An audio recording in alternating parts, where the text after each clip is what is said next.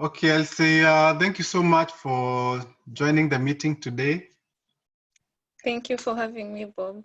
How is everything over there where you are? We are fine just in the house because of this coronavirus situation. We are not going out.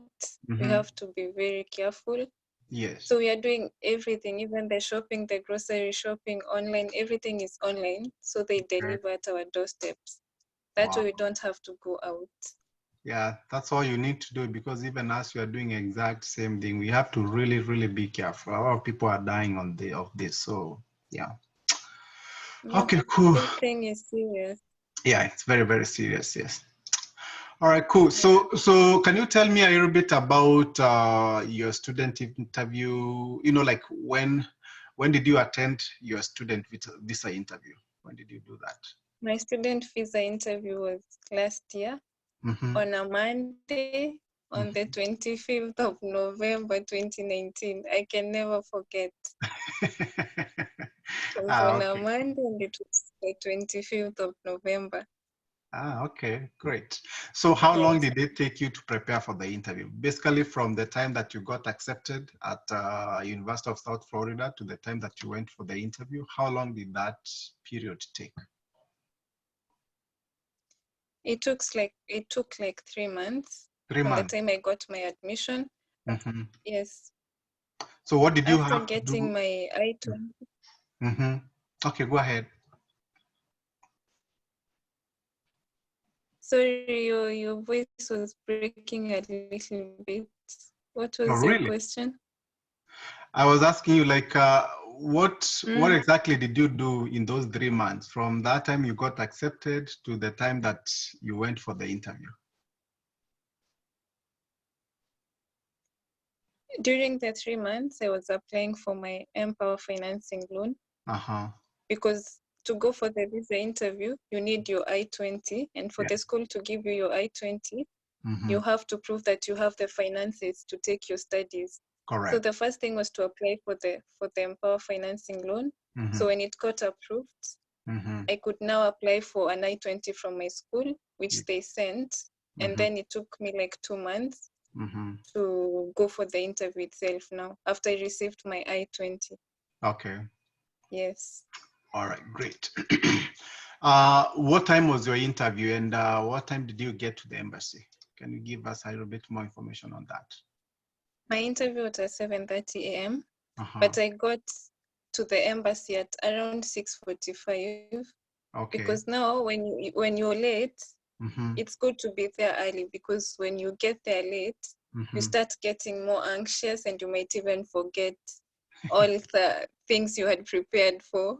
True. So it's good to be there early so that you can have time to remind yourself what you've prepared on, to be calm, just to be ready for the interview. Yes. And did you take public transport, taxi, personal transport? How did you get there to the I took an Uber. I took an Uber, because with public transportation, you never know. You can never be sure. Correct. It takes a lot of time. They have to go pick up people, drop people. So and you have to be there on time. Yes. So it's best to take an Uber. Any private means, not necessarily an Uber. If you have a car, private means basically. Okay. Oh, that's because cool. now for that, public transport is not reliable. Yeah, not in Nairobi. Not in Nairobi with the jam and everything. It's good to take private means. Okay, awesome. Yeah. Can you walk me through the process from arrival up to the time of the interview? Can you give me that process? What did you have to go through since you arrived to the time that you did the interview? Sure. So when you get to the gate, you go through the first security check. I remember, like, for me, I had carried a lot of things in my bags, charger, earphones. So the lady asked me to go out and find somewhere to leave them, then come back. So for anyone going for the interview, it's best if you just carry your phone, your documents, and the money, because they won't let you in with anything else. Yeah. So after this, the first security check, you go to a second station where they ask for your passport and your I-20. And then when they verify, they put like a sticker at the back of your passport. Then now you're allowed to go to the second security check, which is very, very thorough. This one they do before now they allow you into the embassy building, the interview building itself. Correct. So I went for the second security check. They checked everything, your passport, your I-20, the scans, and then that is where you leave your phone because they don't allow you to go in with your phone. You'll just go with the documents and the money. Okay. So after that check, they allow you in now to the building itself where the interview is conducted. But before you get there, you wait at the waiting bay. Okay. So at the waiting bay, there are a lot of people, and you go into the interview room in groups, and according to the different visas, they divide you because there are student visas, visitor visas, there are different types of visas. Okay. So I waited at the waiting bay, which took some time. It took like 2 hours. I guess it's because there were a lot of people, and they started with a different visa group. So for us, the student and the visitor, we had to wait for quite some time. Then they call you in. When it's your time, they call your group in. They call you in according to the times you arrived. Okay. 7:15, 7:30. It's a 15 minutes interval. Interval of 15 minutes. So now they called us in our group, the 7:30 group. Now that is when you get into the interview room itself. So when you get into the interview room, you go through like sort of another security check where they check your passport, your I-20, and then they take your biometrics, and then they check the eyes. Then now you're allowed to queue to go to the interview counter itself, now where the interview is conducted. At that point, do they take your passport and your I-20, or you still remain with your passport and your I-20? During that other security check where they are checking your biometrics and everything, yes, they verify your I-20 and your passport, then they give it to you. Oh, they give it now back you can give it to the now you can give it to the interviewer when you get to the counter. Yes. Okay. So when all that is done, then you sit there now wait for the interview. Yes, you queue. There's a queue. Okay. So you queue behind each other. So the person that is being interviewed, you can actually hear what they are saying. Because you just queue behind each other, like the way you do it in banks, that way. Okay. Yes. Wow. Okay. Okay. Can you walk me through what was going through your mind on that day? Were you tensed? Were you excited? What was going on with you? I was both. I cannot say I was excited at that moment before the interview. Yes. I was both tensed and confident.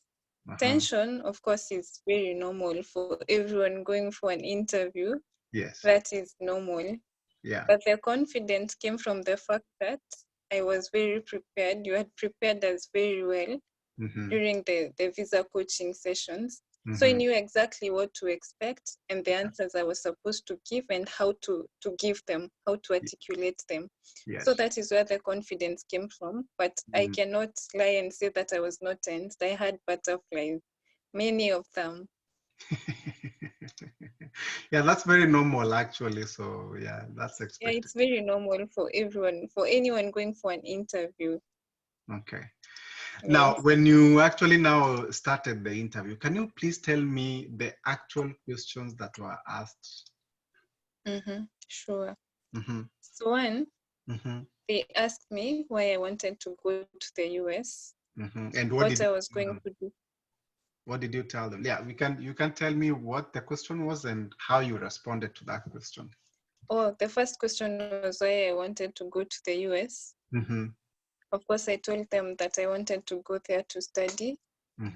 They asked which school and what course. My school was the University of South Florida, and to do a graduate program, a graduate degree in business analytics and information systems. Yes, okay. So the second question, it was a lady. So the second question she asked me was, what job I have been doing in Kenya since my bachelor's, since I graduated with my bachelor's degree. Yes. So I was a procurement officer. So I told her I was a procurement officer in one of the tertiary institutions back in Meru. So she asked me, now that I had done procurement, I was doing procurement, why I wanted to go do a master's degree in business analytics and information systems, how they were related. So now this is where information or knowledge in your field of work comes in, because you have to use some jargon that will convince her that you know exactly what you're talking about. So like me, I told her, I want to go learn this IT so that I can incorporate it in the procurement sector, come up with ERP systems that will help with things like request for quotations, making local purchase orders, request for proposals. So when she had that, I think it convinced her that I knew exactly what I was going to do, and I was going to come and apply it to my field of work. Good. So if you can use some jargon, you know, this not like she's a procurement not like she knows professional. anything about procurement. Yes, they don't know everything. So once you use some jargon of your field of work, they are convinced that, and actually show that it's show in layman's language. Yes, use some jargon, but show the relation. Explain, like you're explaining to someone that doesn't know how these two things relate. Correct. So once you do that, don't be very complicated, because now if you complicate it so much, she won't understand what you're saying. Correct, yes. So use some jargon, but at the same time make sense. Yes, yeah, I get you. Yeah. Awesome. What was the other question that they asked you? So the last question she asked me, not the last, the second last question, she asked me how I was going to fund my studies. So like for me, I had an approved loan from Empower Financing. So that is what I told her. Okay. And then she asked what my parents do, what jobs they do. Okay. Yeah, so I answered, and that was it. Oh wow. Okay. I think for the parents, question, it was, she was digging deeper into the finances, the finance part, because she wanted maybe to know if my parents can be able to, even if I have a loan, if just say something happens, if they can be able to chip in and pay, and pay for the living expenses and fees and whatnot. Okay, good. So how long did that interview last? The interview itself was about 3 minutes. That felt like forever. It was just 3 minutes, but it felt like forever. Yes. Okay. So when you went to that, when you went for the interview, at the counter, did you like say hi and all that? Did you greet the interviewing person, or how did you approach that? Yes, during the coaching sessions, you had told us to be warm. Yes. Everyone likes someone that smiles, that can say hi. There's just a way that you relate to a person. Correct. And they like you even before they start asking their questions. They become positive towards you. So I greeted her, yes, with a smile, yes, and everything. They're very friendly, by the way. Yeah. The interviewers are very friendly. They also smile, they greet you back, they ask you how you're doing. Yeah.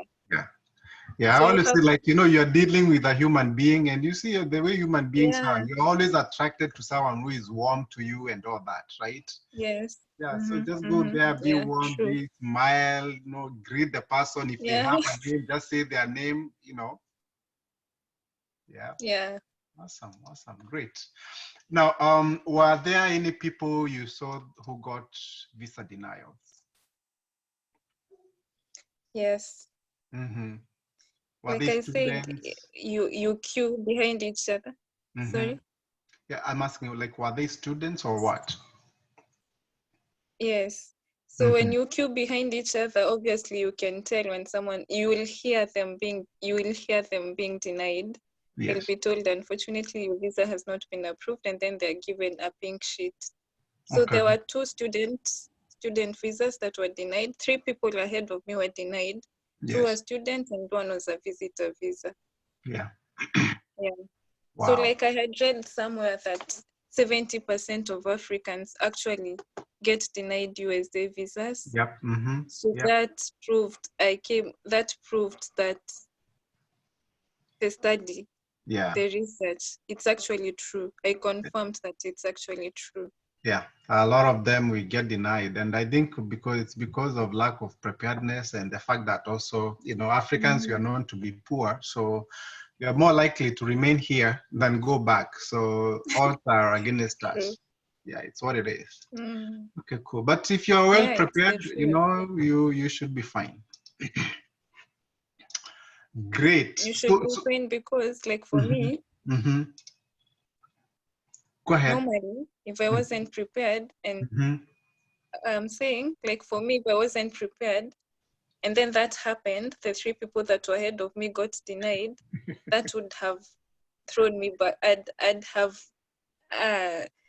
I'd have been very discouraged. Yeah. Even the confidence levels would have gone down. But now, since I was prepared, I was like, yes, they've been denied, but I am not them. And because I could hear the answers they were giving, I could tell the mistakes they were making from the coaching sessions we had with you. So I was not sure, but I was confident still that I had the chance. Yeah. Awesome. Yeah. What are some of the documents that you carried for the interview, and did the visa officer ask you for any of those documents? I had carried several documents. I had my passport, of course, my I-20, very important, the DS-160 confirmation page, the service payment receipt. I had my academic documents, the transcripts and whatnot, and I had my financial documents. Those that prove that you can be able to fund your studies, like bank statements, a loan approval statement. But the visa officer actually asked for my I-20 and passport only. And that's it. I think it's because, again, they have information from your DS-160, because I'm saying the reason maybe they don't ask, or they didn't ask for many documents, is because when you're filling your DS-160, the documents that you fill before you go for the visa interview itself, you give all that information fair. Correct. So when you're going fair, even when you're going to the counter, already the visa officer has all your information. You already know. She knows what you're going to do. Yes, she just wants to confirm. Yeah. So and also, and also, I think also with the way you also answer the initial questions, right? Yeah. They're always very confident. They get more. There's no monkey business. Yeah. They don't now start going deep into all those other things. So they are like, okay, this is a good candidate, ready to go to study there and all that. Yeah. It makes a big difference actually when you really just prepared. Yeah. Yes. Good. Awesome. Okay. So are you prepared for visa denial? Yes, I was. Because during the coaching sessions, you had told us that the visa denial rates are very high. And the fact that you yourself had told us that you had been denied the visa 4 times, but you never gave up. So I was really hopeful that I'd get it, but I was also encouraged, because if you were denied 4 times and you did not give up, I knew that even if I get denied this one time, it's not the end of life. I still have more chances to try. I can try again and again and again. So yes, I was prepared, but I was hoping it wouldn't happen. Hoping and praying. Okay. Yes. Great. Awesome. So Elsie, what kind of advice would you give to those who are in the program right now, in our Kenya Airlift program, or anybody who comes through our, visa interview coaching programs? What would you advise them about, all these visa interview process? What kind of advice would you give them? Biggest advice: be very prepared. They should take the coaching sessions you give very, very seriously, because that is the answer to getting their visas. Yeah. From the articulation, the tips on how to articulate yourself, the confidence levels, the grooming, everything. Yeah. Take that very, very seriously. Once you practice what Bob prepares you on during the coaching sessions, the visa coaching sessions, you're good to go. You're good to go. You'll get your visa. Good. Everything, you give all the secrets. It's not rocket science. By the way, getting a visa is not rocket science. If they follow your instructions and all the tips you give, and practice, not because you can prepare them, you can tell them to be confident and whatnot, to maintain eye contact, to smile. But if you don't practice it, if you go there and you're not confident, it won't work. Correct. So listen to Bob and practice what he says. Good. Great. Yeah. All right. So in a nutshell, what would you say about the whole visa interview experience? Preparation is key. That's it. Preparation is key. Just be very prepared and pray. That's it.